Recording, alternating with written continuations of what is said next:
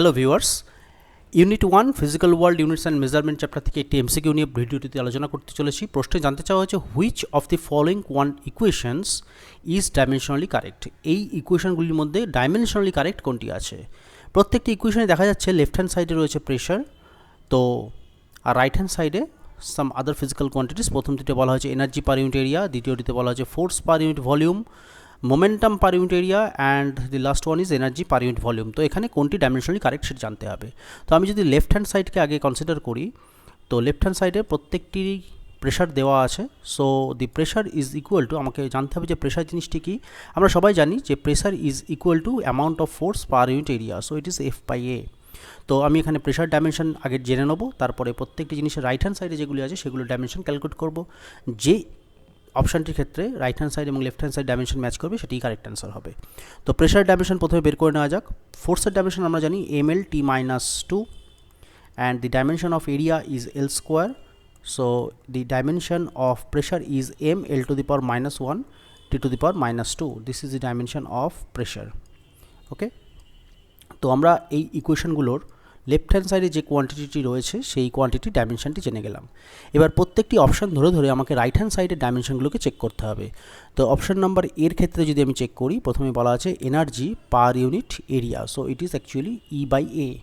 Energy dimension আমাদের জানা আছে, আমরা জানি এনার্জি হচ্ছে M L square T minus two, কারণ এটা ফোর্স ইন্টু ডিস্টেন্স করে এনার্জি পাওয়া যায়। তো ফোর্সের dimension M L T minus two, তার সঙ্গে ডিস্টেন্স গুণ হলো, তো M L square T minus two divided by L square, এরিয়ার ডাইমেনশন এল স্কোয়ার হয়। তাহলে এখানে রাইট হ্যান্ড সাইডে যে কোয়ান্টিটি রয়েছে that is energy per unit area, তার ডাইমেনশন দাঁড়াচ্ছে M T minus two.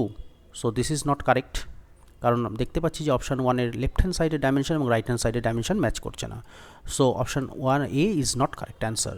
Option বিতে চলে আসি। অপশান বিতে বলা আছে this is the force per unit volume, that is F by V. খুব ক্লিয়ার এটা হবে না, তার কারণ অ্যাকচুয়ালি প্রেশার হচ্ছে ফোর্স বাই এরিয়া, তো এখানে ফোর্স বাই ভলিউম বলা আছে, অবভিয়াসলি এটা ইনকারেক্ট হবে। তো চেক করে নেওয়া যাক।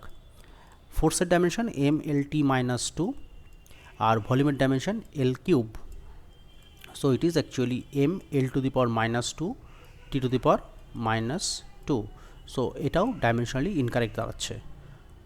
অপশান নাম্বার সিতে চলে আসি। Momentum per unit area, so মোমেন্টামকে ছোটো হাতের পি দিয়ে লেখা হয় ডিভাইডেড বাই এরিয়া। আমরা জানি মোমেন্টাম এর ডাইমেনশন হয় mass into velocity, so M L T minus one divided by area, that is L square. So এই জিনিসটা ডাইমেনশন দাঁড়াচ্ছে M L to the power minus one T to the power minus 1।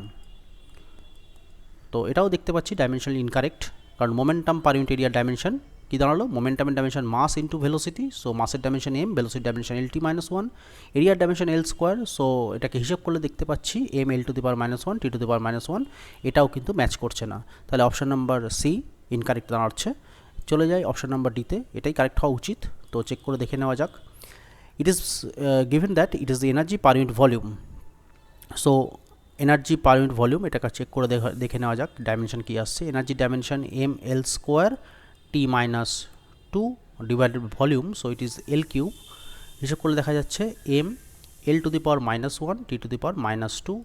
তো দেখা যাচ্ছে option number D এটির ক্ষেত্রে right hand সাইডের dimension M L to the power minus one T minus two, আর লেফট হ্যান্ড সাইডের dimension already আমরা দেখে নিয়েছি M L to the power minus one T to the power minus two. So option number D is the correct answer. Okay, so D is the correct answer. Thank you.